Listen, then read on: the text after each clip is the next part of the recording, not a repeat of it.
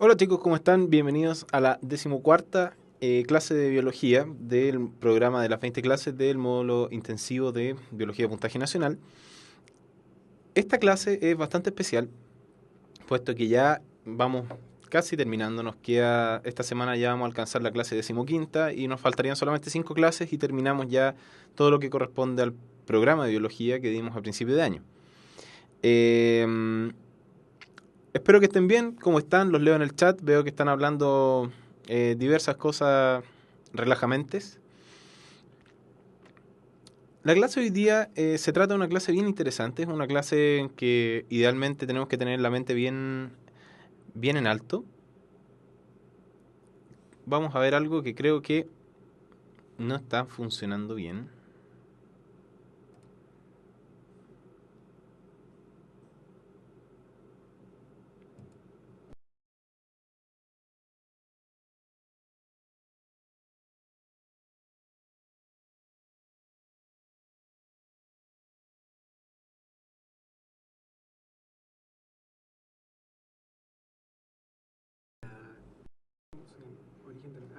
Sí. Voy a conectarme y gracias. Ya, ahora sí, estábamos conversando con el profe Nico acerca del uso del ancho de banda del estudio. Entonces, ahora sí, espero que me estén viendo. La clase hoy día, como les decía, es una clase en que tenemos que tener la mente bien abierta, puesto que, pese a que, según el programa académico que yo les envié, vamos a hablar de evolución de las especies como tal, de los aspectos más importantes. Es un tema muy amplio para analizar en una sola clase, por eso vamos a analizar los elementos más importantes. Vamos a hablar también del origen de la vida, puesto que hablar de evolución de las especies es realmente complejo o poco aplicable si es que no hablamos un poco del origen de la vida y de las condiciones de la formación del planeta Tierra. ¿Ok? Así que vamos a hablar un poco de eso. ¿Ya? Vamos a poner el PowerPoint. Listo. Entonces, antes de empezar la clase, les reitero nuevamente mantener el respeto en el chat, puesto que, como siempre lo hemos dicho, ya estamos hablando de gente grande que va a estar en su formación profesional o técnico profesional el próximo año, así que en realidad vamos comportándonos, ¿ya? Aparte ya estamos casi a fin de año, así que... ¿Ok? Ya. Entonces, como les dije, vamos a hablar un poco del origen de la vida y la evolución de las especies. La primera parte de la clase vamos a dedicarnos a hablar un poco del origen de la vida y después vamos a ahondar un poco en la evolución de las especies en los aspectos más importantes. ¿Ya? Esta es una fotografía bastante bonita, ¿no es cierto? Una fotografía satelital del planeta Tierra. Realmente el planeta Tierra es un planeta hermoso, si ustedes se dan cuenta por los colores y la distribución que tiene. Y es un planeta muy importante puesto que es el único planeta que alberga vida hasta ahora. Claramente nosotros sabemos que lo más probable es que haya vida en otro lado, pero el problema es que no la hemos encontrado todavía, o de la forma en que nosotros estamos acostumbrados a conocer. Entonces, si es que vamos a hablar del origen de la vida, la verdad es imposible eh, no hablar del planeta Tierra en sus aspectos físicos. Una de las cosas que yo le he contado a algunos que ya me conocen de antes es que antes de estudiar medicina yo siempre quise estudiar astrofísica. De hecho, postulé a licenciatura en astrofísica. Pero por las cosas de la vida quedé en medicina y estudié medicina. Entonces, pero algún día pretendo estudiar astrofísica, ya sea haciendo la licenciatura o viendo de qué otra manera puedo hacerlo, pero es un área que yo encuentro maravillosa y muy bonita. Así que vamos a hablar entonces acerca del planeta Tierra. Todos sabemos que el planeta Tierra es uno de los planetas interiores del sistema solar, que están dentro del cinturón de asteroides. Es un planeta rocoso, ¿no es cierto? Y esto se denomina principalmente por la estructura que tiene una corteza y que está rodeado por una atmósfera definida. Es el quinto planeta en tamaño después de los gigantes gaseosos que ustedes conocen, ¿no es cierto? Júpiter, Saturno, Urano, Neptuno. Y es el único planeta que posee vida objetiva a la fecha. ¿Ok? En cuanto a su estructura, es súper importante comprender que de afuera hacia adentro está formado por una atmósfera. Obviamente más afuera vamos a encontrar distintas capas como la ionosfera y la magnetosfera, que eso lo vamos a hablar más adelante. Vamos a encontrar una corteza que está distribuido en distintos componentes que hemos hablado, entre la hidrosfera, la litosfera, ¿no es cierto? Componentes con agua y componentes con suelo seco. Más abajo vamos a encontrar un manto hecho principalmente de roca silicia Y más adentro vamos a encontrar el núcleo externo, que es principalmente hierro fundido, y en el interior vamos a encontrar el núcleo verdadero del planeta, que es una aleación de hierro y níquel, ¿no es cierto? De ahí viene el NIFE, que se enseña en química, que es de carácter sólido por las presiones que existen acá adentro.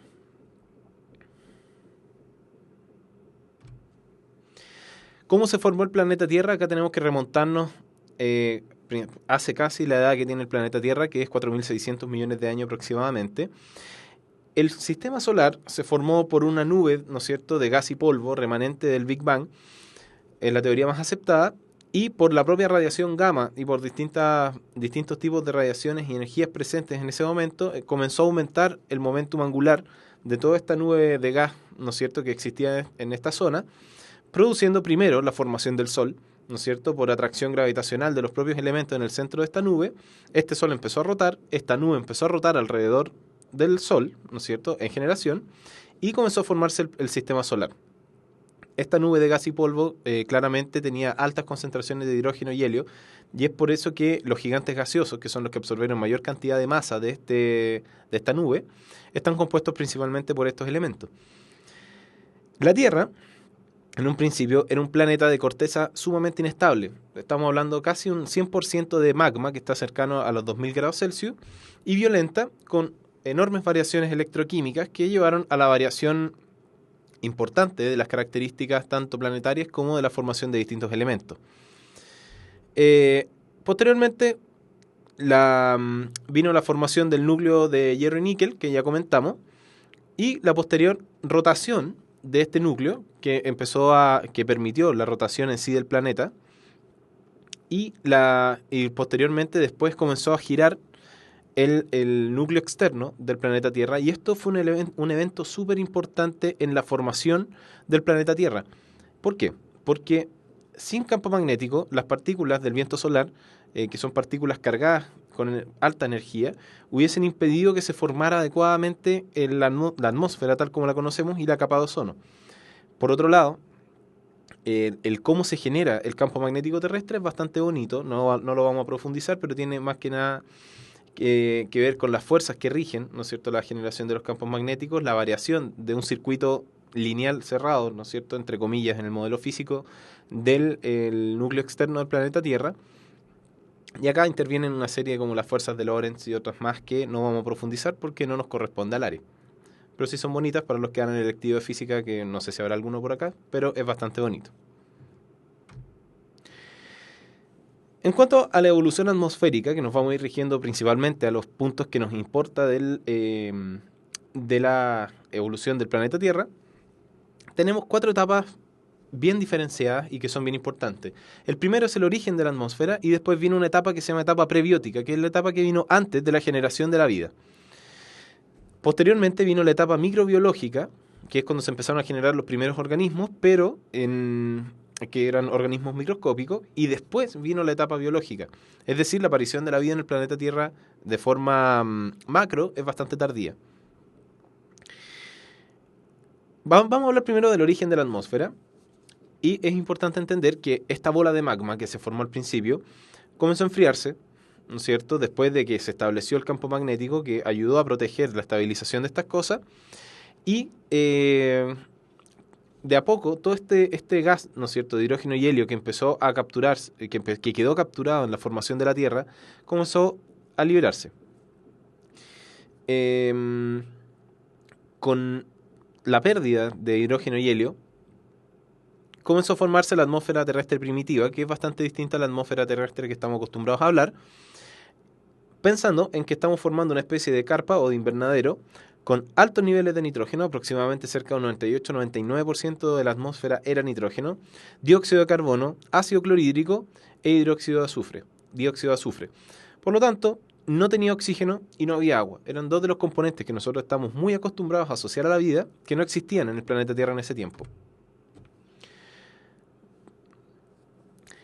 Me preguntan si es que era una estrella, y en realidad no es tan así. O sea, para que sea una estrella hay que entender bien la estructura de la estrella como tal. Las estrellas no tienen corteza y no tienen atmósfera, sino que son principalmente hidrógeno y helio, que a causa de su atracción gravitacional van formando reacciones de fisión nuclear, formando elementos cada vez más pesados que van desplazándose hacia afuera.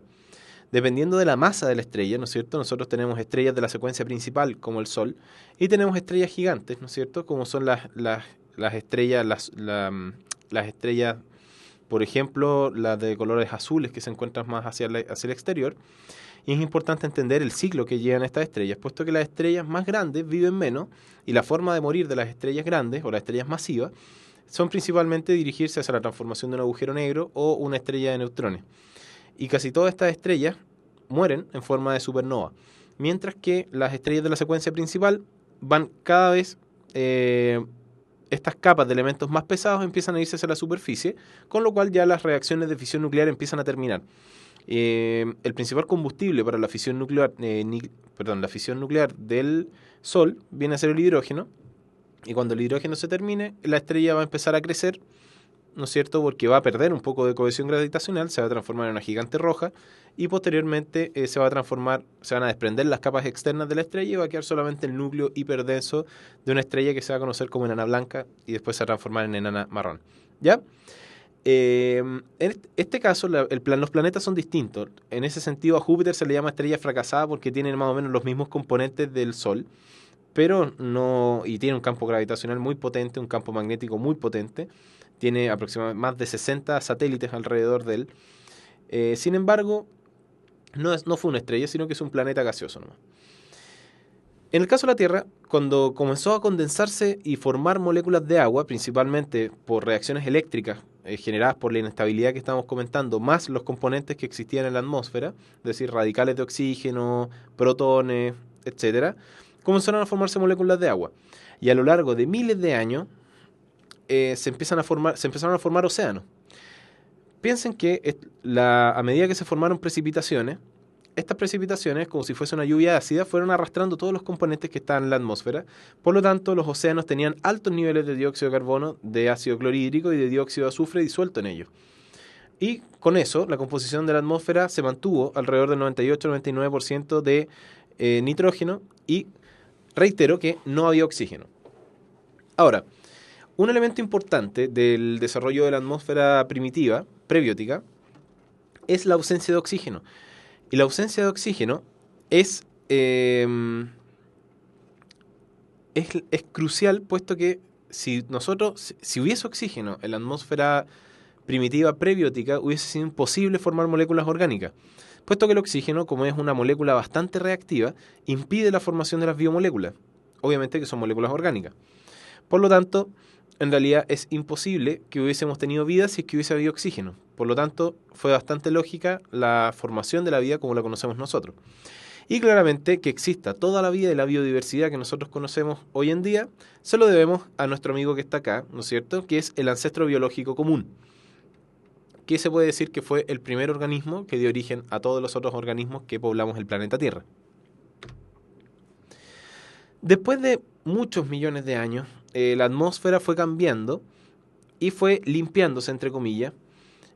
Fue desapareciendo la alta carga de azufre, pero se mantuvo relativamente alta. Empezaron a aparecer las nubes, ya habían océanos, y el cielo empezó a verse como lo pueden ver acá. Claramente no es el cielo de Santiago ni de otras ciudades contaminadas, pero ahora podemos observar este cielo bastante bonito, característico del planeta Tierra. Me corrijo si dije una célula unicelular, un organismo unicelular, a eso me refería. ¿Ya? Ahora vamos a hablar de la vida. Y acá yo quiero que seamos bastante amplios en las definiciones. Estas son 4 definiciones que creé basándome en algunos libros, en artículos y también en mi propio pensamiento sobre lo que es la vida. En este sentido, se las voy a leer porque las escribí precisamente para eso. La primera es que la vida es la característica que diferencia los 3 dominios biológicos del resto de las realidades naturales, que se caracteriza por nacer, crecer, reproducirse y morir, y a lo largo de sucesivas generaciones el poder evolucionar.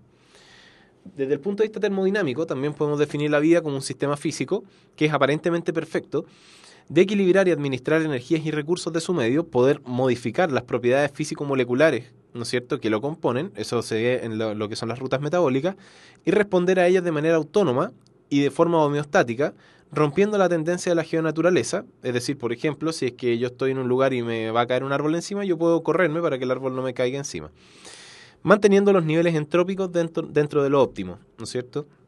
Eso desde un punto de vista físico-termodinámico. Por otra manera, brinda este sistema una característica única, que es el sentido de la existencia, el rol dentro de un sistema físico que puede ser modificado sin romper el equilibrio termodinámico, en el caso de las especies que no son seres humanos, ¿no es cierto?, que utilizan la termodinámica a su favor. Y por otra manera, es la organización biomolecular que permite la organización, valiendo la redundancia, de un estado físico que cumple con el principio de continuidad, siendo variable e impredecible en base a las oscilaciones de su medio y, en el caso de los seres humanos, de la conciencia. Por lo tanto, la vida es algo muy complejo de definir. Obviamente estas definiciones probablemente se quedan cortas en una serie de otras definiciones, pero es algo más o menos para acercarnos a lo que yo quiero transmitir. ¿Ya? ¿Qué cosas tienen en común los seres vivos en general? Todo ser vivo puede nacer, crecer y reproducirse de forma autónoma. No requiere de otro organismo para hacerlo. No estamos hablando en términos de la reproducción sexual, sino que estamos hablando de que, por ejemplo, los virus, que son partículas muy complejas, no pueden reproducirse por sí mismos y requieren utilizar la maquinaria de otra célula, o de una célula, mejor dicho, para poder reproducirse. Todo ser vivo tiene un material genético en forma de ácido desoxirribonucleico. Toda célula cumple con el dogma central de la biología molecular, es decir, la información del DNA tiene que ser convertida a una molécula de RNA mensajero para ser sintetizada en forma de proteína. Todo ser vivo está formado por unidades elementales que contienen una membrana plasmática de carácter bifosfolipídico. Y casi todos están compuestos alrededor de un 60-70% de agua, todos tienen capacidad de mantener su propia homeostasis y todos tienen rutas metabólicas que permiten los procesos que están mencionados al inicio. Es decir, hay una mezcla, ¿no es cierto?, de la vida entre lo que es el material genético con lo que son las energías, lo que son los sistemas físicos y lo que son los componentes que se heredaron tanto de la organización del universo como el regimiento de las energías en torno al universo. Eso es súper importante y tienen por eso que ser bastante abiertos de mente para poder comprender bien este tema, que es bastante lindo y bastante complejo. Y lamentablemente en 1 hora y media no soy capaz de explayar todo lo que les quiero contar. Hay distintas teorías del origen de la vida. Esto antes estaba en el temario de la PSU, ahora no está explícito, pero considero que es importante para que lo tengan en su conocimiento. Una de ellas es la teoría de la panspermia, que básicamente dice que la vida llegó desde otro lugar del universo, ya sea en forma de meteorito como de otro cuerpo astronómico. Y esto se vio últimamente en un reporte que salió hace algunos meses, en que se vio una fotografía de un elemento o de un organismo, aparentemente más del mundo de los plancton, que estaba flotando en la atmósfera y que fue captado por una estación espacial. Se descartó el origen de la Tierra, que proviniera de la Tierra. Aparte, un organismo tan pequeño no podría sobrevivir el cruce de la atmósfera por las temperaturas. Entonces, es bastante bonito y habla un poco acerca de que posiblemente, si es que llegamos a encontrar vida en otro lado, probablemente se parezca un poco a la vida que nosotros estamos acostumbrados a ver. Las teorías creacionistas se fundamentan principalmente en la atribución de un ente divino a la aparición de la vida. La teoría creacionista joven, principalmente, es una de las corrientes del creacionismo. El otro es el creacionismo evolucionista, que es como un creacionismo moderno. El creacionismo joven es el creacionismo clásico y que dice que Dios generó la vida hace aproximadamente 6.000 años y rechaza todas las otras teorías astrobiofísicas. Es decir, que Dios es el responsable del origen de la vida, de la Tierra y de todo lo que ocurre en la Tierra, sin dejar espacio a las teorías astronómicas de la ciencia.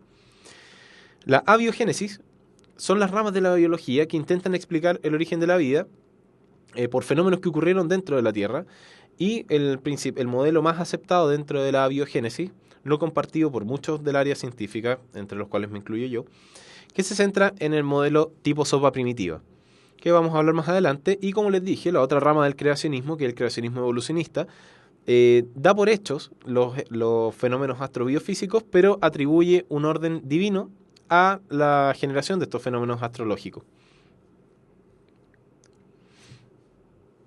Entonces, la abiogénesis clásica, ¿no es cierto? Y ahora vamos a hablar un poco de abiogénesis.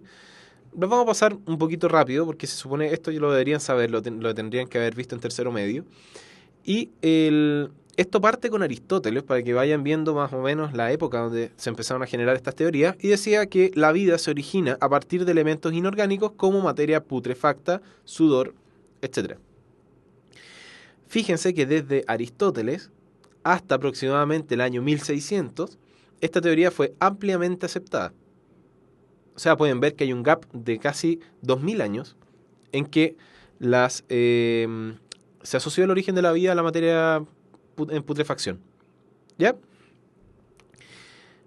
Fíjense que alrededor del 68, de 1668, el Francesco Redi hizo un experimento de larvas de mosca que demostró que en realidad la biogénesis clásica no ocurría, ¿ya? Y planteó uno de los dogmas biológicos más importantes hasta hasta la actualidad, que es que un ser vivo se origina siempre a partir de otro ser vivo.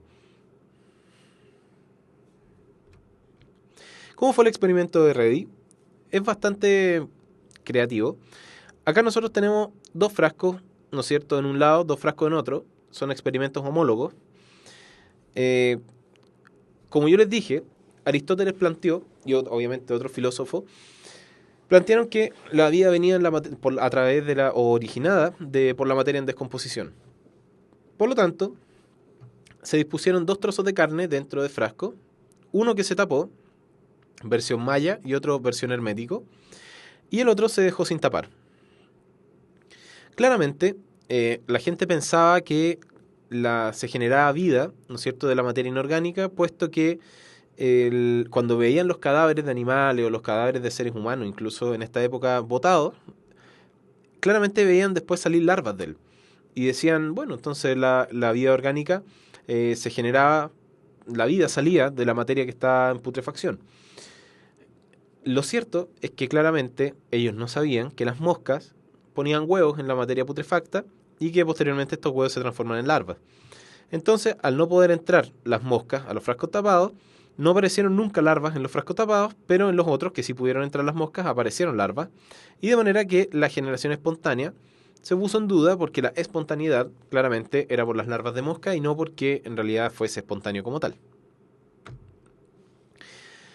Esto abrió el paso para que grandes científicos de la historia de la biología, ¿no es cierto?, y de la ciencia en general, como Louis Pasteur, entre todos los aportes que hizo Louis Pasteur, derrocó para siempre lo que era la generación espontánea. Y lo lindo de este experimento, acá nosotros tenemos un frasco cuello cisne, en el cual se hirvió caldo, ¿no es cierto? O en realidad se depositó caldo en el frasco, se dobló el cuello del frasco, se hirvió el caldo a modo de esterilización, y obviamente en este lado del cuello que no le llegó calor, había microbios. Acá hubieron distintas versiones. Si es que yo dejaba el frasco vertical sin que el caldo tocara esta punta, el caldo permaneció sin microbios y duró bastante. Pero cuando se inclinó el frasco y después se volvió a dejar vertical, al cabo de pocos días el caldo cambió de color y se contaminó con microbios. En esta época obviamente no podíamos hablar de tipificación de bacterias ni nada por el estilo.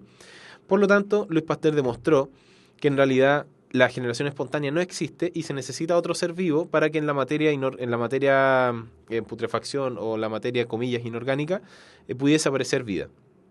Inorgánica me refiero a elementos sin vida, no a la materia inorgánica, molecularmente inorgánica. Antes de hablar de la abiogénesis moderna, les voy a dar la primera mención de la clase de hoy, que básicamente es, como les decía anteriormente, que los espíritus emprendedores en general quieren mejorar su entorno, sobre todo en la clase que estamos aprendiendo hoy. Y recuerden que la Universidad Mayor es la universidad para los espíritus emprendedores.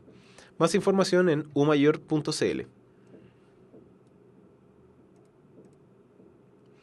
Entonces, acá llegamos a la abiogénesis moderna, que sitúa el origen de la vida aproximadamente hace 4.400 millones de años y 2.700 millones de años atrás.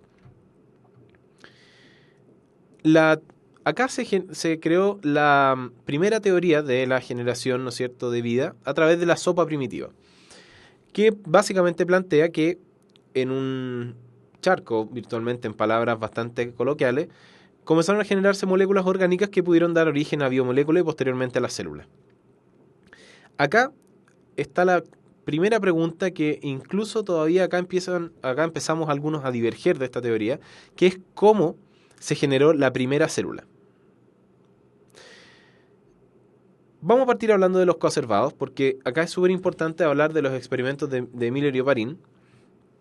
Los coacervados fueron estructuras que observó Oparin y que lo ideó él mismo, ¿no es cierto? Y que eran lípidos, ¿no es cierto? Que en un medio acuoso tendían a unirse entre ellos y formar micelas. Y en su interior almacenar agua y teóricamente podían almacenar biomoléculas. Cuando un coacervado se rompía, podía formar más micelas, pero más pequeños. Y esto fue un potente avance hacia la hipótesis de la sopa primitiva, puesto que si yo lograba generar lípidos, podía generar membranas plasmáticas, teóricamente, en esta sopa, y si lograba generar biomoléculas que quedaran dentro de esta sopa, perdón, dentro de esta micela, teóricamente tenía una célula. Lamentablemente en biología las cosas no son tan simples como pudiesen pensarse. Y se hizo, ¿no es cierto?, en base a la teoría de Oparin, el experimento de Miller, que este es el gran experimento que realmente fue muy revolucionario para cuando se hizo. Básicamente se trata de imitar las condiciones de la atmósfera prebiótica, con lo cual acá yo tenía agua, ¿no es cierto?, que se calentaba para formar vapor de agua, que llegaba hasta esta zona donde tenía metano, amoníaco, hidrógeno y otros gases que eran característicos de la atmósfera de esa época, y dos electrodos que hacían descargas a alto voltaje simulando las tormentas eléctricas que habían en ese entonces. Y luego de esta simulación venía el condensador y un colector.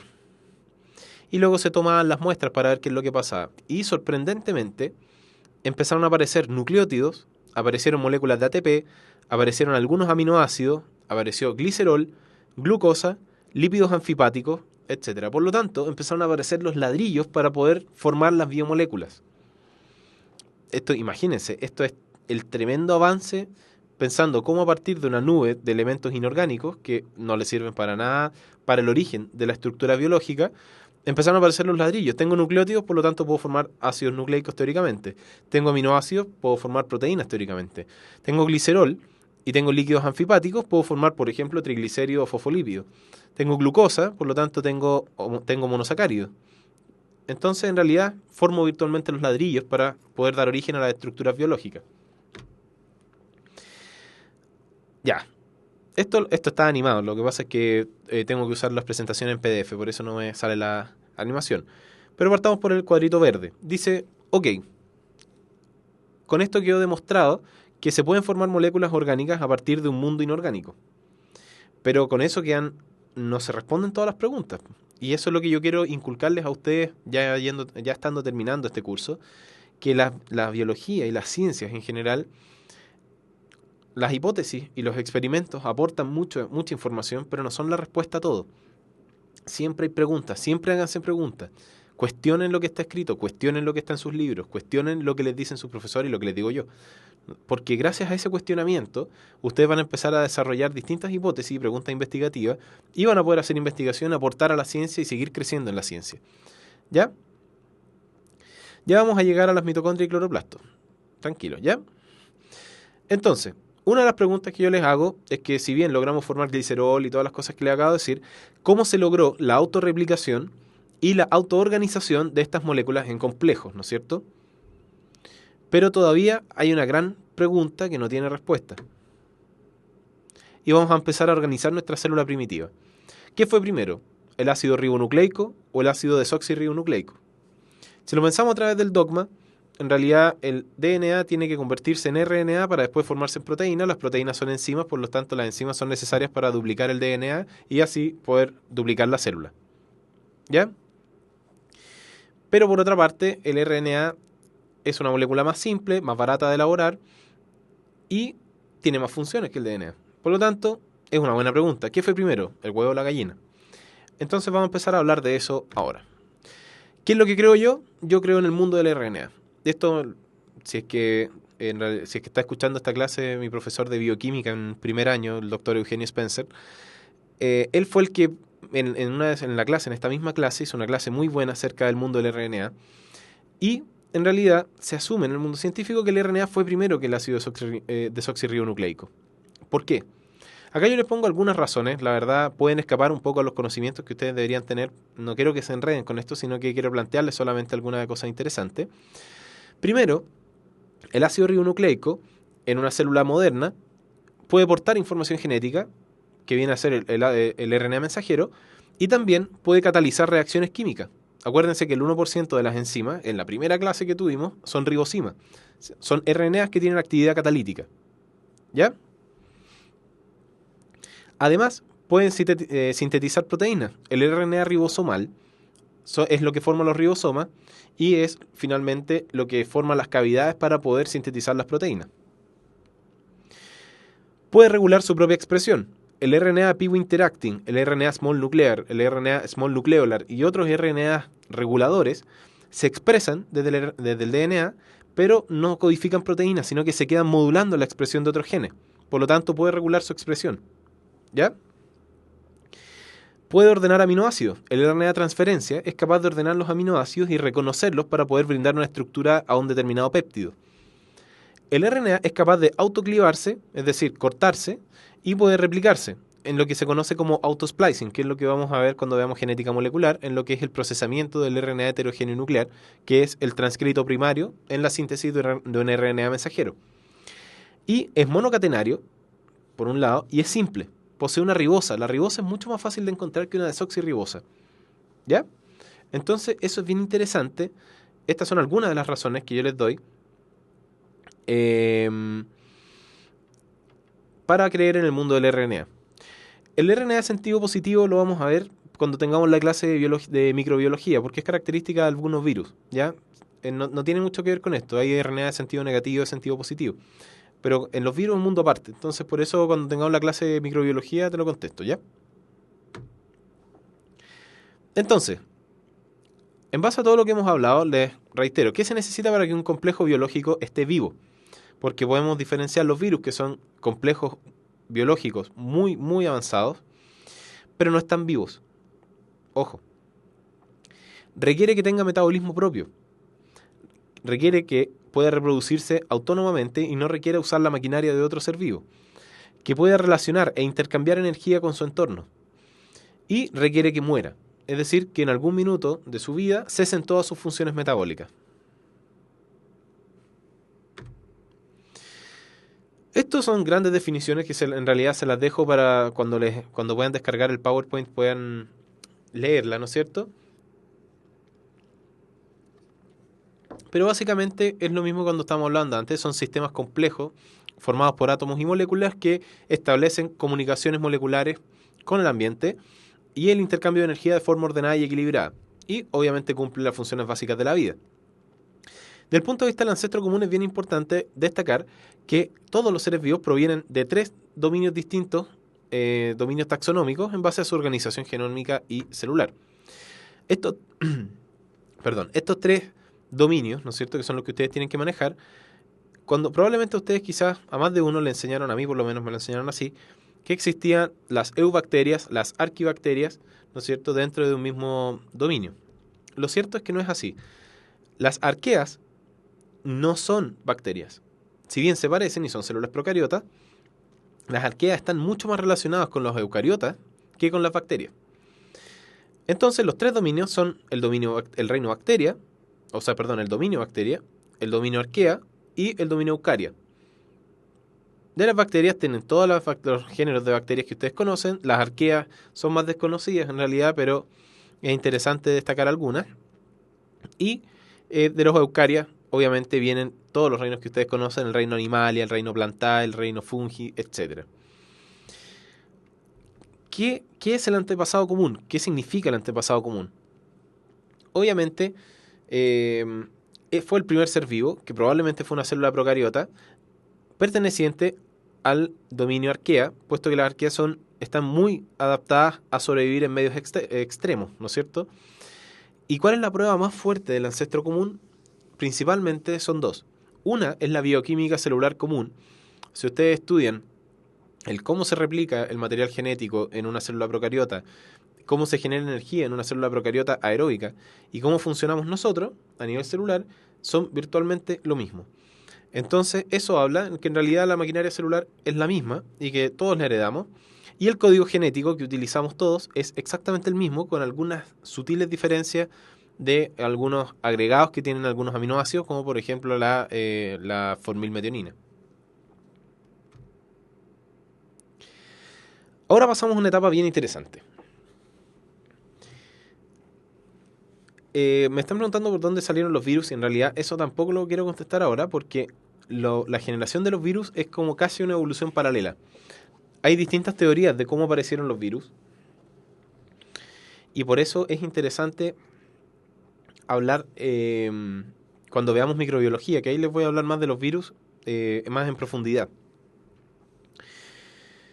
Entonces, después vino la atmósfera microbiológica que obviamente la primera célula que nosotros formamos tenía que ser capaz de realizar todos sus procesos sin oxígeno, porque acá no había oxígeno.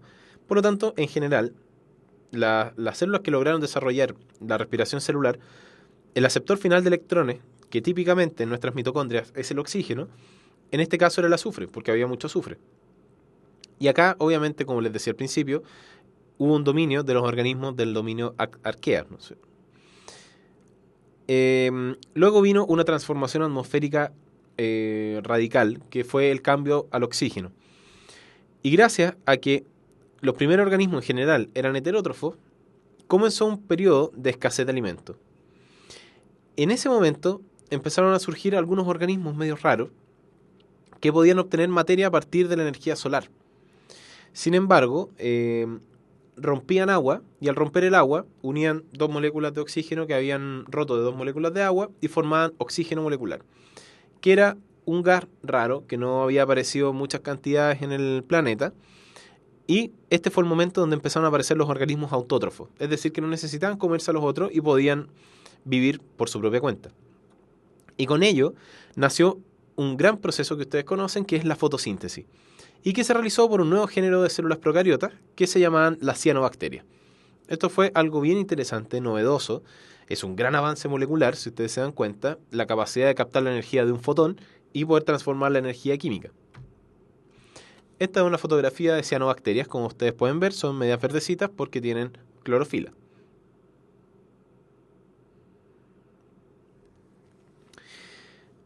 Paciencia a los que están en el chat. Me están preguntando por qué si el oxígeno no permitía la vida microcelular, ahora es casi necesario. Lo que yo dije es que el oxígeno, si es que estaba presente, no se podían formar moléculas orgánicas. Pero se formaron moléculas orgánicas, se formó la vida y después se formó el oxígeno. Ojo, es distinto. Y por eso esta diapositiva es fundamental. Como empezaron a aparecer los organismos autótrofos, que eran más eficientes aparentemente que los otros, puesto que no podían fabricar su propio alimento, empezaron a crecer y en poco tiempo se tornaron una de las moléculas, uno de los organismos más abundantes. Pero resulta que estaban botando tal cantidad de un gas tóxico, que era el oxígeno, que en realidad muchos empezaron a morir. Entre ellos otros organismos que estaban alrededor. Recuerden que el oxígeno, como les dije antes, es una molécula muy reactiva y que es muy dañina para las moléculas orgánicas. Ustedes pueden ver, cortan una manzana y en 5 minutos empieza a oxidarse. Por lo tanto, los otros seres vivos que estaban en ese momento tuvieron que desarrollar mecanismos moleculares para poder sobrevivir a la presencia de este gas tóxico. Como recuerden que se utilizaba el azufre atmosférico y empezó a disminuir el azufre, pero empezó a aumentar el oxígeno. La atmósfera se fue calmando cada vez más, la actividad volcánica empezó a disminuir y obviamente las concentraciones de azufre a lo largo de una escala de millones de años disminuyó, pero aumentó la de oxígeno. Por lo tanto, acá empezaron a aparecer algunos organismos también raros que desarrollaban mecanismos para poder adaptar la respiración celular al oxígeno. Estos organismos, en vez de usar azufre, empezaron a formar empezaron a usar el oxígeno como aceptor de electrones. Y acá formaban agua a través de la respiración celular. En ese instante aparecieron los primeros organismos que eran aeróbicos, que eran capaces de usar el oxígeno para sintetizar ATP. Fíjense dónde estamos recién, ni siquiera hemos hablado de la primera célula eucariota. ¿Ya? Entonces, ahora ya empezaron a aparecer los organismos que podían usar este gas tóxico a beneficio propio. Ahora viene cómo se originó la primera célula eucariota. La primera célula eucariota, recordando la primera clase, cosa que ya todos deberían saber, las procariotas no tienen núcleo, las eucariotas sí tienen núcleo, y se caracterizan porque las células eucariotas en general también tienen compartimentos intracelulares, ¿no es cierto?, que tienen funciones asignadas, que se conocen como organelos. Entonces, la primera etapa ocurrió por una endosimbiosis de una bacteria fermentadora anaeróbica con una espiroqueta. Una espiroqueta es una bacteria, generalmente gram negativo, que puede nadar en charcos de agua porque tiene forma como de una espiral. Y la endosimbiosis es que esta bacteria la fagocitó y probablemente esta bacteria no se digirió y vivió dentro de esta otra bacteria más grande y proporcionó sus características. Y cuando esta bacteria grande se duplicó, sincronizaron por mecanismos que desconocemos para que también se duplicara la otra. En una segunda etapa ocurrió, ¿no es cierto?, una endosimbiosis de una bacteria aeróbica a un compartimento más grande. Y esto en particular es súper importante porque a esto se le atribuye el origen de las mitocondrias y por eso las mitocondrias tienen forma de bacteria, tienen ribosomas de bacterias, tienen material genético de bacteria, pero no son bacterias porque viven con nosotros, son organelos de nuestras propias células. Y son tan importantes que sin mitocondria uno se muere. Entonces, de ahí viene una serie de mecanismos, ¿no es cierto?, y de variaciones a lo largo de los millones de años que han aparecido de los organismos animales en adelante, del por qué solamente las madres heredan las mitocondrias y no los padres. Quizás es por un tema de la genética molecular de las mitocondrias del padre, algo se puede afectar, algo puede quizás pasar con la testosterona en el genoma mitocondrial, del por qué los padres no pueden transmitir sus mitocondrias a su descendencia. Y una tercera etapa en que ocurrió la endosimbiosis de bacterias fotosintéticas a una célula que tenía mitocondrias. Y acá, fíjense, en la segunda etapa ya se generó la primera célula eucariota clásica, ¿no es cierto?, que tenía mitocondria. O más adelante, cuando entró una bacteria fotosintética, esta célula grande tenía una bacteria o un compartimento, ¿no es cierto?, que le proporcionaba ATP utilizando oxígeno y otra que liberaba oxígeno y que podía consumir luz, ¿no es cierto? Entonces fue el origen de las células eucariotas vegetales.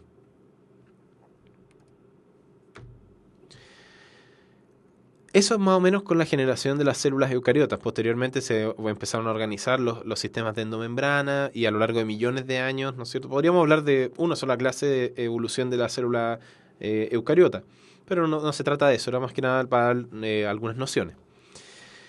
En cuanto a las eras geológicas, esto no se los van a preguntar, pero es importante entender algunas cosas interesantes. Esto va desde acá abajo hasta acá arriba. Tenemos eones, ¿no es cierto?, que es la diferenciación o la organización más grande, hasta las épocas que son las más cortas. Estamos hablando de una escala de millones de años, por supuesto.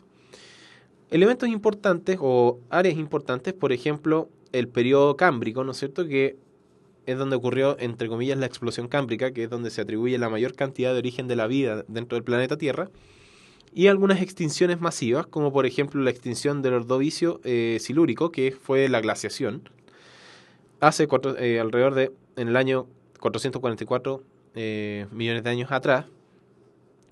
Y después fue la extinción masiva del Pérmico Triásico, que se asumió también como una de las más importantes, donde se extinguieron la gran mayoría de los dinosaurios.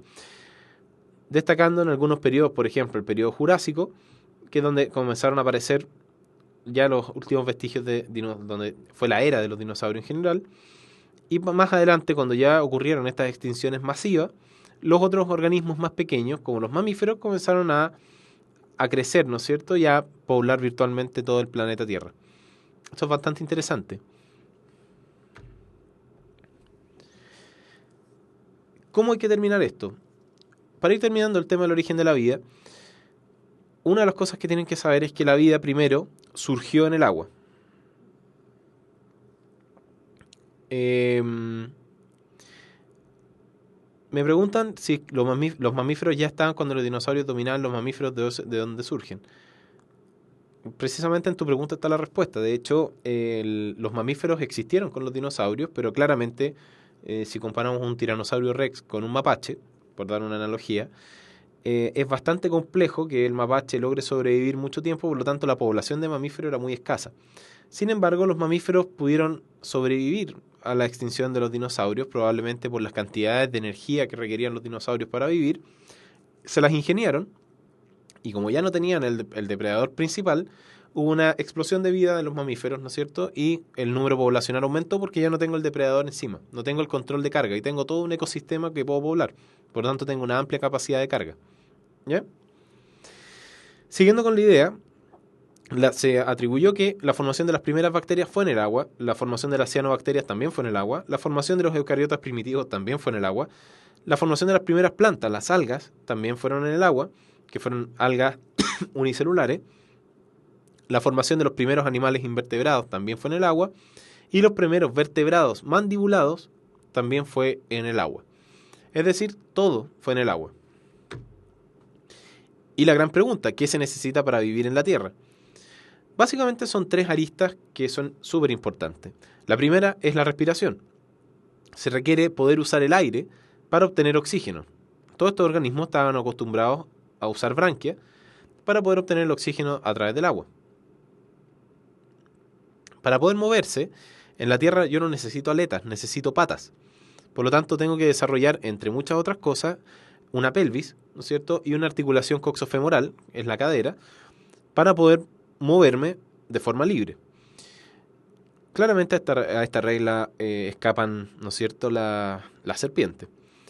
Y la protección, obviamente, como yo no estoy en el agua, necesito tener anexos cutáneos correctos para no perder el agua que yo tengo al interior de mi cuerpo.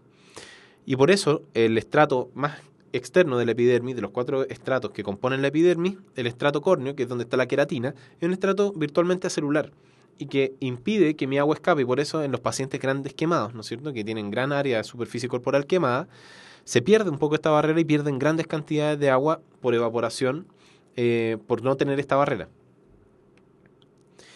Claro, como dicen en el chat, en la transición, ¿no es cierto?, desde el pez hasta el animal, ocurrió primero con la generación de organismos anfibios, ¿no es cierto?, que primero vivían en el agua y después sufrían una metamorfosis parcial y después maduraban para tener patas y poder vivir tanto en el agua como en la tierra de forma parcial, y después estos organismos evolucionaron y formaron, ¿no es cierto?, organismos que pudieron poblar finalmente el planeta Tierra en su área terrestre seca, para siempre. Y primero, obviamente, en la Tierra aparecieron las plantas y después aparecieron los animales.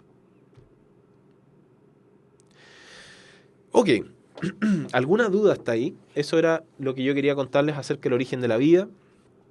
Más que nada, esta fue como la introducción para que le diéramos un sentido válido en su formación científica a la evolución de las especies.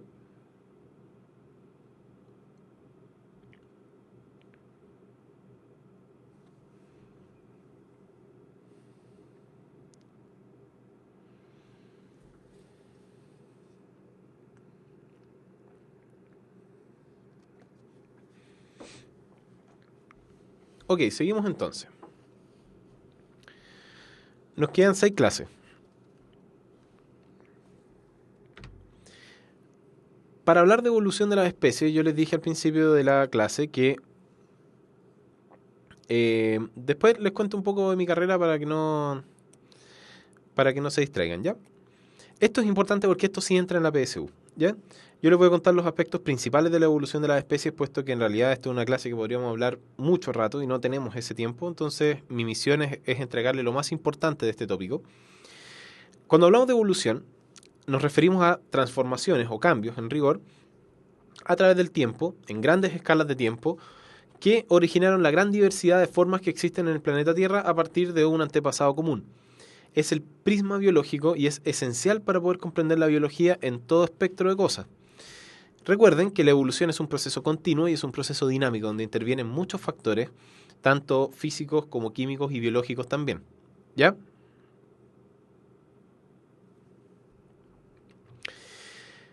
Hay hechos que apoyan la evolución. No toda la gente creyó en la evolución, no toda la gente cree en la evolución actualmente. Y es totalmente válido. En ciencia lo bonito es respetar la opinión del lado, siempre y cuando la opinión del lado no trate de pasar por encima de la mía.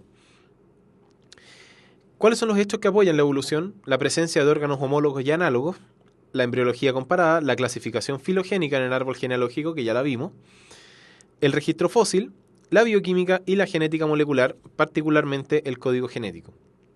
Entonces vamos a analizar algunas de estas cosas. El clásico de tercero medio son los órganos homólogos y análogos. Y primero vamos a hablar de los órganos homólogos. Como dice su palabra, un órgano homólogo es un órgano que tiene el mismo origen embrionario, tiene la misma estructura, pero tiene función diferente. Es decir, es una estructura que nació de un punto común, pero que se adaptó a distintas funciones que tiene el determinado organismo. Por ejemplo, acá tenemos una extremidad superior en las 4 imágenes, que está formada por el húmero, por el radiocúbito, el carpo, los metacarpos y las falanges, ¿no es cierto? En el brazo del ser humano, ¿no es cierto? Este es un brazo izquierdo. Fíjense que tenemos el húmero articulado, ¿no es cierto?, con lo que es el cúbito y con el radio, que forman el antebrazo. Posteriormente, esto articula con lo que es el carpo o la muñeca, lo cual articula con los metacarpos, que son largos, y las falanges, que son bastante largas y separadas, para formar la mano. Y la mano es una de las principales herramientas del ser humano. De hecho, imagínense vivir sin manos, es bastante complejo. Esta misma estructura la estamos imaginando en una de las patas delanteras de un gato, donde tenemos un húmero que es más curvo y más corto por la estructura que tiene. Fíjense también en la distribución del antebrazo, el carpo, que es más pequeño, y fíjense la orientación de todo lo que son las falanges. Es distinto por el apoyo que tiene esta extremidad. Las manos en el ser humano no se usan para apoyar ni para caminar, sino que se usan para poder moverlas y utilizar la pinza fina. Mientras que en el gato la función es trepar, y es principalmente correr y apoyarse, y también defenderse en casos de. Fíjense en la ballena. Nosotros tenemos la aleta, ¿no es cierto? La aleta, una de las aletas delanteras. Miren el largo del húmero, que es bastante corto, y acá tenemos la misma comparación radiocubital, extremadamente corta, un carpo extremadamente corto, y una cantidad enorme de falanges que forman lo que es la punta de la aleta, a diferencia de lo que son las otras estructuras. Y en el murciélago, que es el ala, ¿no es cierto? Vean que el grosor de los huesos va considerablemente más pequeño, ¿no es cierto? Son huesos más delgados. Y vean que el húmero está presente, ¿no es cierto?, en la región del antebrazo, el carpo es muy pequeño y las falanges son muy largas. Las estructuras, los 4 grupos de huesos están presentes en los 4 extremidades que acabamos de ver, pero en el ser humano forman el brazo, que está capacitado para tomar cosas y fabricar, en el gato para caminar, ¿no es cierto?, para defenderse y para trepar, en la ballena para nadar y en el murciélago para volar. Es decir, tienen todos la misma estructura, pero está adaptada a diferentes funciones. Eso es un órgano homólogo. Mientras que un órgano análogo, como dice su nombre también, tienen distinta estructura y distinto origen embrionario, pero la misma función. En este caso, nosotros tenemos un guacamayo que está formado, ¿no es cierto?, cuyas alas están formadas muy parecidas a las del murciélago, y una mariposa que claramente las alas de la mariposa no tienen hueso, no tienen húmero, no tienen articulaciones, pero ambas estructuras, tanto las alas del guacamayo como las alas de la mariposa, sirven para volar. Por lo tanto, eso es la definición de órgano homólogo y análogo.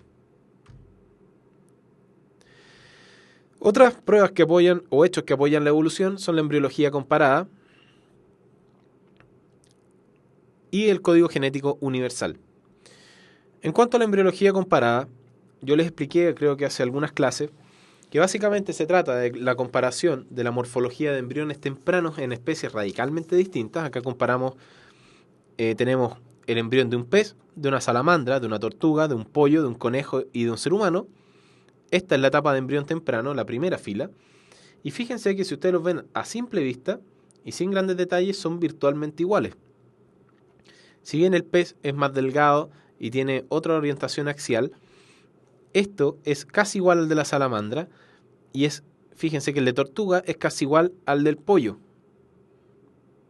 y el del conejo es casi igual al del ser humano. Después, obviamente, cada uno se especializa hacia donde tiene que formarse. Pero miren lo interesante que es decir, que los desarrollos tempranos de un determinado organismo replica, en rigor, el desarrollo de su especie. Es decir, la ontogenia replica la filogenia. Y eso es un dicho bien importante en evolución.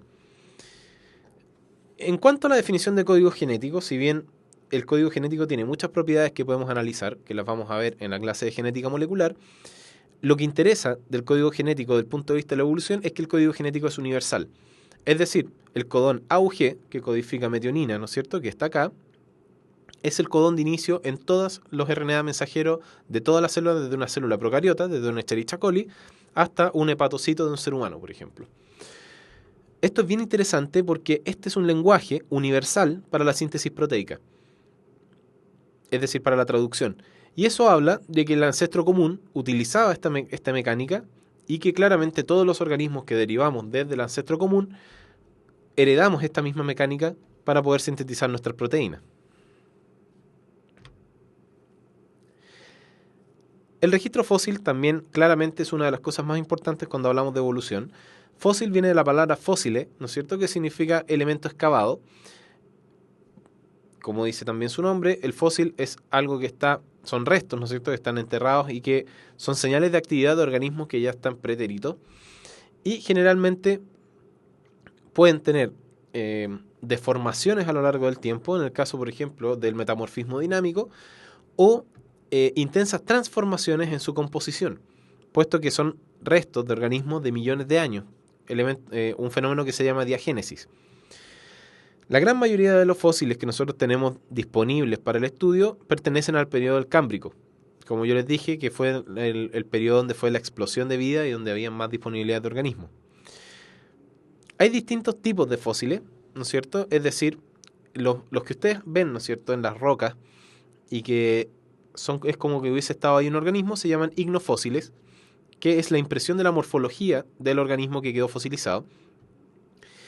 Los microfósiles habla su propio nombre, acerca de microorganismos. La resina fósil, básicamente el ámbar, clásico en Jurassic Park.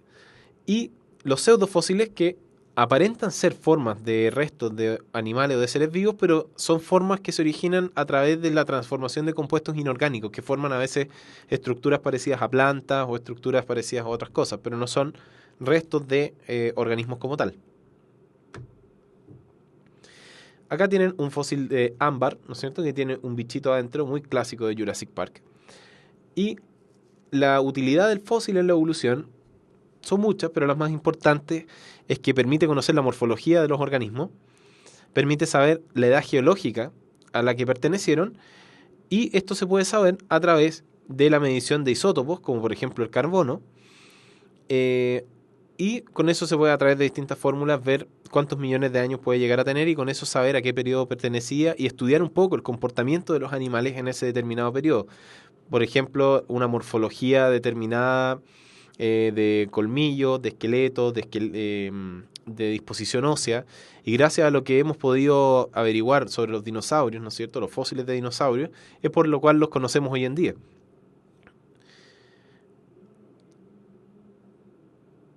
Me preguntan si es que el modo de revivir a los dinosaurios es posible.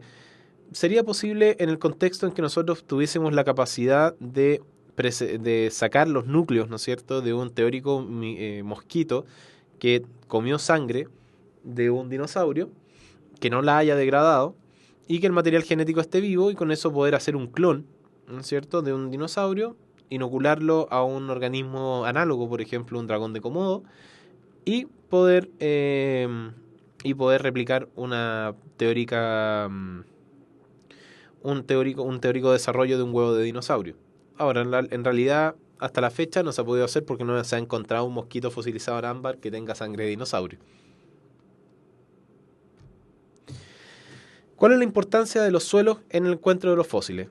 Pese a que casi suena de perogrullo, recuerden que mientras de las 5 capas que tiene el estudio de los suelos, desde la O o 0 hasta la C, recuerden que mientras más arriba esté el fósil es más nuevo y mientras más abajo es más antiguo.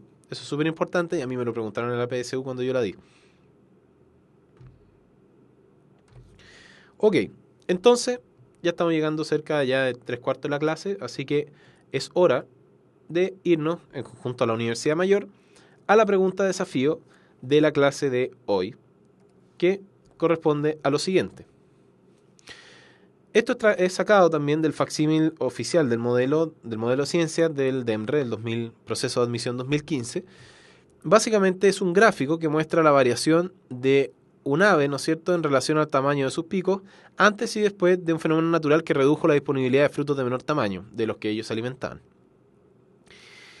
En relación al gráfico, ¿cuál de las siguientes afirmaciones es correcta? Ahí tienen una serie de afirmaciones. Les doy 5 minutos para que lo resuelvan y en realidad volvemos después y lo analizamos entre todos. Sé que no hemos visto todavía estos gráficos, pero quiero ver cuánto todavía lo pueden ver. Traten de poner pantalla completa porque la verdad no puedo agrandarlo más. Esto es lo máximo que me cabía dentro del PowerPoint. ¿Ya? Así que eso es importante.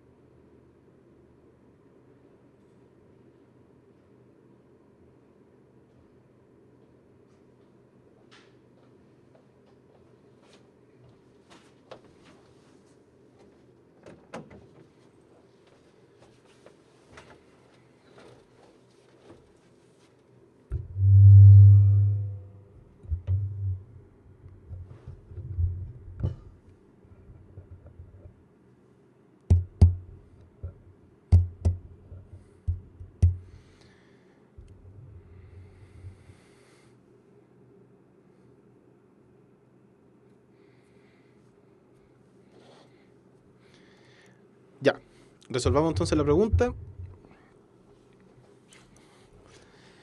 Entonces, básicamente, el gráfico muestra el número de individuos, ¿no es cierto?, que les comentaba antes. A simple vista, esto es una distribución normal, ¿no es cierto?, en que yo tengo la mayoría de la población, en cuanto en el eje Y, ¿no es cierto?, tengo el número de individuos, que tiene el tamaño del pico, ¿no es cierto?, X, y tengo este otro promedio, ¿no es cierto?, X'. En 1976, ¿no es cierto?, cuando había mayor disponibilidad de estos frutos de menor tamaño, la mayoría de los individuos estaba en un tamaño del pico menor, ¿no es cierto?, porque obviamente si eran frutos de menor tamaño no necesitaban usar un pico de mayor tamaño. Sin embargo, en 1978, donde se agotaron, hubo una fluctuación de la población donde disminuyó radicalmente el número de individuos que tenía un tamaño de pico X, ¿no es cierto?, y aumentó el que tenía, ¿no es cierto?, el grupo que tenía un tamaño de pico X'. Entonces, esto es bien interesante. En relación al gráfico, ¿cuál de las siguientes afirmaciones es correcta? ¿Ya? Después del fenómeno natural, la especie se extinguió. Claramente, si es que se hubiera extinto, ¿no es cierto?, después de el fenómeno, en 1978 hubiera tenido una curva plana sin ningún individuo, y acá yo tengo individuos. Por lo tanto, esa no es. Las curvas reflejan un tipo de selección estabilizadora. Como vamos a ver más adelante, la curva estabilizadora hace que la curva basal que había antes se haga aún más estrecha y más picuda todavía. Es decir, donde está la media, aumenta más todavía el número poblacional, y no es el caso. El cambio en el tamaño del pico disminuye el tamaño poblacional. Si bien es una, ¿no es cierto?, de lo que se puede deducir, más que disminuir el tamaño poblacional, es que se desplaza la curva hacia otro lugar. En 2 años claramente no voy a poder alcanzar el mismo tamaño que tenía la otra. Y la E, la D dice: los cambios ambientales permiten la aparición de una nueva especie. Eso es demasiado amplio como para concluirlo en relación al gráfico. Y la E dice: la selección favoreció la sobrevivencia de las aves con picos de tamaño X. Fíjense que si bien todas disminuyeron, el pico de tamaño X, ¿no es cierto? Perdón, de X', decía la alternativa. Los que tienen pico de tamaño X disminuyeron y los que tenían X' se mantuvieron más altos que la media anterior. Por lo tanto, lo que hizo esta variación de la disponibilidad de frutos, ¿no es cierto?, esto en 10 años más va a ser otra curva que va a estar acá al lado. Por lo tanto, esto lo más probable es que se va a transformar en una selección direccional, más que en una selección estabilizadora. ¿Ya? Por lo tanto, la alternativa más correcta de las que están acá es la alternativa E. El distractor más bueno, el mejor distractor, que tiene esta pregunta es la alternativa C, que dice: el cambio en el tamaño del pico disminuye el tamaño poblacional. Si bien pueden haber sido otras cosas, claramente no fue el tamaño del pico el que disminuyera el tamaño poblacional, sino que lo que redujo el número poblacional fue la disponibilidad de los frutos de menor tamaño, no el tamaño del pico. ¿Ya? Por lo tanto, la alternativa correcta de esta pregunta es la alternativa E. Entonces, para ir terminando, vamos a hablar acerca de las teorías evolutivas. Vamos a hablar del darwinismo, de las teorías paralelas al darwinismo, del neodarwinismo, de la teoría moderna, ¿no es cierto?, la teoría sintética moderna de la evolución y la ampliación de la teoría sintética de la evolución. El lamarckismo es una de las teorías paralelas al darwinismo, ¿no es cierto?, que lo propuso Lamarck alrededor de 1800. Fue la primera teoría evolucionista, fue el primer científico que acuñó el término evolución, y Lamarck proponía que los organismos, más que sufrir selecciones naturales o cosas por el estilo, evolucionaban por tanteo. Es decir, que yo tenía una determinada necesidad y eso iba a generar un cambio en mi descendencia. Por lo tanto, los hábitos del animal determinarían la adaptación que daría lugar en el mismo animal. Y esto se ve en el clásico ejemplo de las jirafas de Lamarck, que a medida que los árboles se fueron haciendo cada vez más altos, las jirafas fueron estirando cada vez más el cuello para poder comer las hojas de arriba. Por lo tanto, las generaciones siguientes iban a tener los cuellos más largos y las generaciones subsiguientes iban a tener más largo todavía el cuello. ¿Ya? En términos bastante simples. Ahora vamos a hablar un poco de Charles Darwin, que se considera el padre de la evolución. Él hizo un exhaustivo estudio, ¿no es cierto?, de todas las diferencias morfológicas de distintas especies y que abarcó, ¿no es cierto?, en el viaje del Beagle, llamando la atención que estuvo en Valparaíso, publicadas en su obra, en un libro que se llama Del origen de las especies, of the Origin of Species, y habla de la teoría de la selección natural de Darwin, que se planteó también al mismo tiempo, sin que ellos se conocieran, por Alfred Wallace. Claramente el crédito se lo llevó Darwin por razones propias de la biología. La cosa interesante, ¿no es cierto?, es que Darwin proponía una selección natural en que el organismo mejor adaptado al ambiente era el que sobrevivía y el que iba a dejar descendencia. La teoría sintética de la evolución modificó un poco el concepto de selección natural, que lo vamos a ir viendo más adelante. Entonces, siguiendo la teoría sintética moderna de la evolución, que es la teoría neodarwiniana de la evolución, se compone de 3 ejes de análisis principales. El primero es la variabilidad evolutiva, los mecanismos de generación de variabilidad evolutiva. El segundo son los mecanismos evolutivos. Y el tercer lugar son las consecuencias evolutivas. ¿Cuáles son las consecuencias de que un organismo evolucione? ¿Ya? Cuando hablamos de variabilidad evolutiva, como estaban preguntando en el chat, se incluyen una serie de cosas que ya hemos hablado, entre ellas las mutaciones, ¿no es cierto?, que se definen como alteración de los productos proteicos del ácido desoxirribonucleico, que pueden ser positivos o negativos, la recombinación genética, que puede ser intraespecie, ¿no es cierto?, en el caso que se define como la meiosis. Recuerden que en la profase 1 ocurre el crossing over y en la metafase 1 la permutación cromosómica, que son los eventos que generan variabilidad intraespecie o interespecie incluso, y otros fenómenos como la genética de poblaciones, que se refiere básicamente a un fenómeno de transferencia horizontal de genes, ¿no es cierto?, que son poblaciones que migran y van generando variaciones en cuanto a la dominancia de ciertos genes, y flujo genético, que básicamente es cuando los organismos migran. No hay que confundir el flujo genético con la deriva génica, que es lo que vamos a ver ahora. Dentro de los mecanismos evolutivos,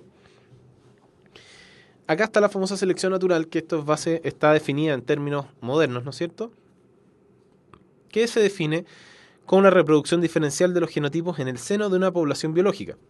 ¿Esto qué significa? Suena muy bonito, pero ¿qué significa? Significa que yo tengo distintos genotipos en una determinada población, un genotipo A, B, C, D y E, por ejemplo, por dar 5, y resulta que en un determinado ambiente el genotipo B y el genotipo E se reproducen mucho mejor que el genotipo A, C y D. Por lo tanto, el número de individuos de la generación siguiente va a ser mucho mayor de los genotipos, ¿no es cierto?, B y E, y así sucesivamente va a ocurrir una selección de genotipos que estén mejor adaptados al ambiente. Antes se decía que eran los individuos mejor adaptados al ambiente, en realidad oscila en torno a los genotipos. Y la deriva génica, que es lo que yo les decía, que no hay que confundir con las migraciones, son de todos estos genotipos que yo les dije, o genes en realidad, se genera una pérdida al azar de ciertas expresiones de genes. Típicamente son los genes que se expresan menos en una determinada población, disminuyendo la diversidad génica de una población. Por ejemplo, un ejemplo de deriva génica viene a ser, por ejemplo, algunas características que van adquiriendo ciertas especies en ciertos ambientes. Como en los osos polares, los osos pardos y distintas otras especies que siguen el mismo patrón. Antiguamente se decía que la selección natural era que los más fuertes y los mejor adaptados sobreviven, y hoy en día básicamente es una reproducción diferencial de genotipos en un determinado ambiente. No es que estén mejor adaptados, sino que se reproducen mejor. Se puede deducir que están mejor adaptados, pero no necesariamente. Por lo tanto, se amplía la definición y se extrapola los genotipos, más que decir que un organismo más fuerte sobrevive en un determinado ambiente, porque puede que el organismo más fuerte no tenga comida y se muere igual. Y acá está el clásico ejemplo, ¿no es cierto?, de distintas características de una misma especie, ¿no es cierto? Acá pueden ver distintas formas de pico dependiendo de la alimentación de estos pinzones. Pueden ver como la alimentación de semillas gruesas, de frutos, ¿no es cierto?, que va variando en la misma especie. Y esto es lo que observó Darwin, que en una misma especie, dependiendo de las conductas que tenga, van a haber genes que se expresen de una manera y genes que se expresen de otra. Finalmente, para ir terminando, los tipos de selección natural que estábamos hablando antes, la estabilizadora, que es lo que decía la pregunta, se caracteriza porque la descendencia, que acá está en celeste, va a tener un predominio de los alelos que se encuentren dentro de los más abundantes.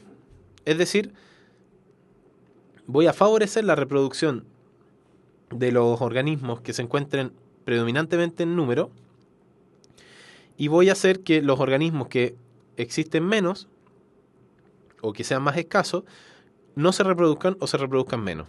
Es decir, tiendo a hacer que la curva se estabilice y se haga más puntúa y más estrecha.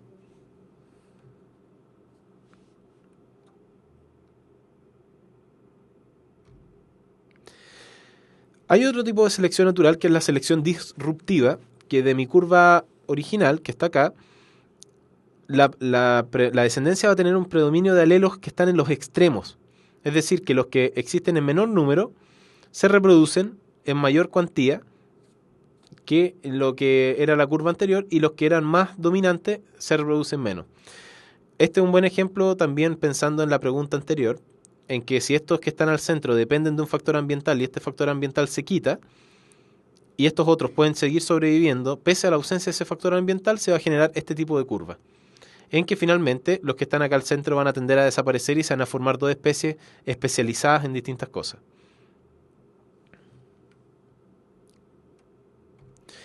Y la selección direccional es cuando la descendencia tiene la misma distribución, tiene la misma forma de curva, pero que se desplaza hacia otro tipo de alelo. Y eso es lo que se veía en la curva que habíamos visto hace un poco, claramente en menor magnitud, porque en una descendencia no puedo generar el mismo número poblacional, pero la curva migra hacia otra distribución de alelo. Por ejemplo, si este alelo, que es el más frecuente, dependía de un factor ambiental y ya no está, y estos también, y tampoco está, estos desaparecen, estos disminuyen su número, y estos que antes eran pocos, aumentan su número, puesto que estos se pueden adaptar mejor al ambiente. Esa es la selección natural. ¿Ya? Finalmente, las consecuencias evolutivas. Estas son las otras cosas que antes se sacaban un poco, y ahora se metieron dentro de la teoría sintética de la evolución. Cuando hablamos de adaptación, ¿no es cierto?, que es algo que se pasa generalmente en la misma unidad que evolución, es un proceso en el cual una población se adecua morfofisiológicamente mejor a su ambiente. Por ejemplo, que los osos pardos, cuando llegaron a la Antártica y vieron que todo era blanco y como ellos eran negros y café, se veían pero a 50 kilómetros, y de a poco empezaron a aparecer organismos blancos, no albinos, blancos, que pasaban más piola y empezaron a aumentar su número y finalmente se creó una especie, ¿no es cierto?, que es una de las consecuencias también de la evolución, que es la especialización, en la cual se creó el oso polar. La coevolución es un fenómeno que se define como una relación interespecífica entre dos organismos que siempre evolucionan. Por ejemplo, un sapo venenoso que empezó a generar, ¿no es cierto?, veneno para que un reptil no se lo comiera. Cuando los reptiles se comían este sapo, que evolucionó probablemente generando este veneno, se morían, pero después hubo algunos que generaron una molécula que podía neutralizar el veneno. Por lo tanto, este organismo evolucionó al mismo tiempo que evolucionó el otro para seguir comiéndoselo, y probablemente este sapo va a generar otro mecanismo evolutivo para que se pueda defender del reptil. La extinción, como dice su definición, es la desaparición completa de una especie. También puede ser una consecuencia evolutiva por la selección natural. Y la especialización, ya lo dije, ¿no es cierto?, la cladogénesis, que es cuando una especie diverge en dos especies distintas que se especializan en distintos roles ecológicos. Es un buen ejemplo como nosotros y las bacterias también. Y otras cosas sobre la adaptación son dos cosas. Por ejemplo, el principio de exclusión competitiva, en que básicamente se dice por los postulados ecológicos que dos especies no pueden ocupar un mismo nicho ecológico por mucho tiempo, por lo que ambas especies se van a adaptar a distintos nichos ecológicos para reducir al máximo la competencia entre ellas. Si yo tengo dos especies que tienen el mismo rol dentro de un ecosistema, van a competir y una de ellas va a desaparecer. Por lo tanto, una se va a excluir, o la otra, o ambas, y van a diverger hacia dos roles distintos para disminuir al máximo la competencia entre ellas y favorecer lo mayor posible que estas dos especies puedan seguir con un buen éxito reproductivo.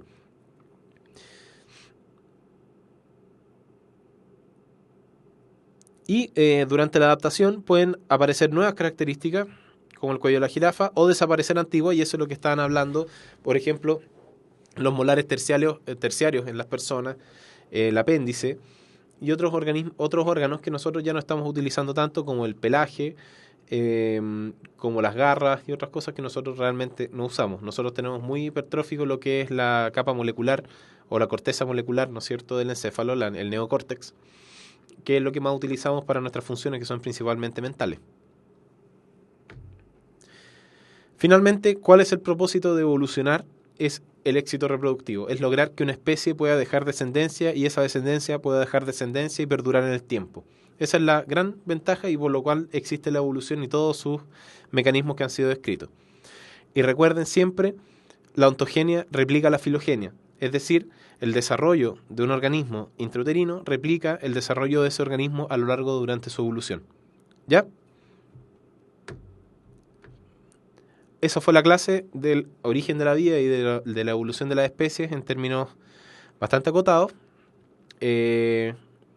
Abajo sale un compañero que es Lucas Calderón, que es el que iba a hacer la clase el año pasado. Sin embargo, la terminé haciendo yo. Se me coló esta diapositiva del año pasado. Entonces, respecto a las preguntas, la selección natural en los humanos es más o menos parecida, sin embargo que en los seres humanos entran una serie de otros factores como la distribución social, económica, la disponibilidad de alimentos, etcétera. ¿Ya? ¿Alguna pregunta? ¿Alguna duda?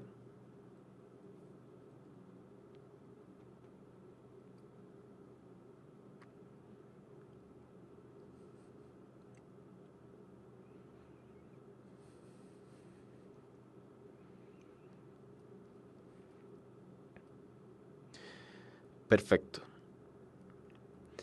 Ya pues chicos, entonces me preguntan si por la flujo y deriva génica. Lo dije, estaba textual de hecho en la diapositiva, vamos a retroceder un poquito. Dijimos que el flujo génico es parte de la variabilidad evolutiva, ¿no es cierto? Y que consta en la migración de organismos, que por eso es un flujo genético, porque un organismo lleva su propia genética y la lleva a otro lugar. Mientras que la deriva génica son pérdidas de la expresión de ciertos genes. Es decir, la deriva es parte de un mecanismo evolutivo, ¿no es cierto? Es más molecular, y el flujo genético es más poblacional y es más sobre la migración de individuos. ¿Ya?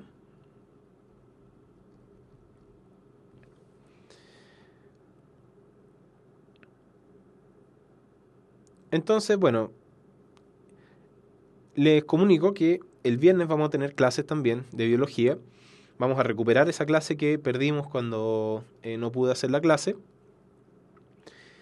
Esa clase, el viernes vamos a tener la clase de genética molecular.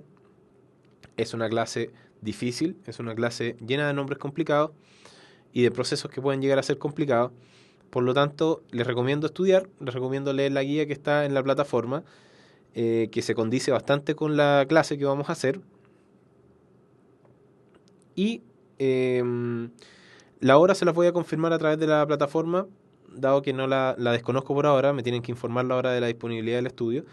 Pero yo creo que sería más o menos esta misma hora si es que no es en la hora del bloque de la tarde.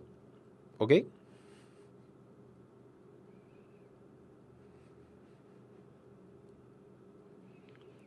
Sobre la deriva génica, no es que se pierdan los rasgos que no predominan, sino que se pierden los rasgos que son inútiles para la población.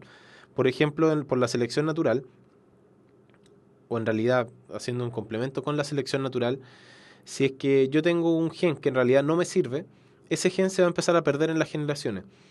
Y tarde o temprano ese gen va a desaparecer. O se va a dejar de expresar, va a quedar ahí en forma recesiva con bastante poca probabilidad de poder expresarse como un homocigoto recesivo en términos aplicados a Mendel. El PowerPoint va a quedar linkeado al video que va a ser subido y en realidad también lo voy a subir a Facebook ahora.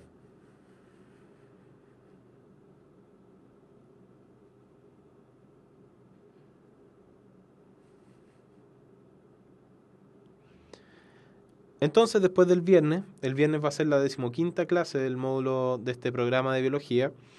Después vienen no tengo el programa a mano, pero creo que viene la clase de microbiología, que vendría a ser la clase 16ª, la de inmunología, que es la 17ª, viene una de salud hematológica, que vamos a hablar de vacunas y de cosas de grupos sanguíneos y ese tipo de elementos. Y vienen dos clases más que no me acuerdo exactamente cuáles son. Una de ellas es de ecología, ¿no es cierto? Dinámica poblacional, manejo de recursos sustentables, etcétera. Y no recuerdo bien cuál es la última clase.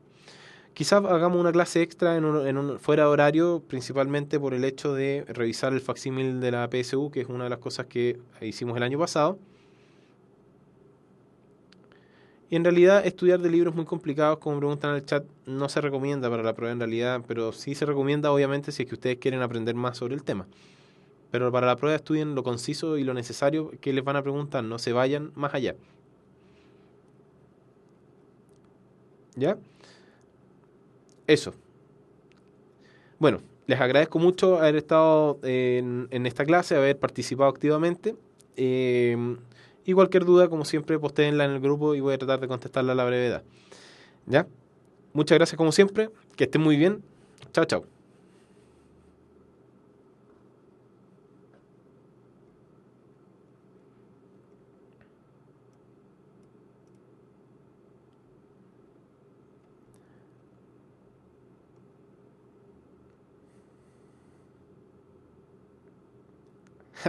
Bueno, antes de irme, se me estaba olvidando un detalle bien importante, que es darle el segundo mensaje, ¿no es cierto? Que es que recuerden que los espíritus emprendedores buscan un futuro más limpio y la Universidad Mayor es la Universidad de los Espíritus Emprendedores, y más información en umayor.cl. Y también recuerden que tenemos una app, una aplicación, ¿no es cierto?, disponible para Android en Play Store, que se llama PSU Desafío 850, para que la descarguen y puedan participar y jugar para poder, ¿no es cierto?, ir practicando su mensaje. ¿Ya? Su formación, perdón, para la PSU. Ahora sí, me despido, que estén muy bien. Muchas gracias por el soporte, ¿no es cierto?, en Facebook y también a través de las clases, y espero, ¿no es cierto?, que sigamos viendo el viernes. Estudien porque la clase el viernes va a estar más densa que esta. Nos vemos. Chao, chao.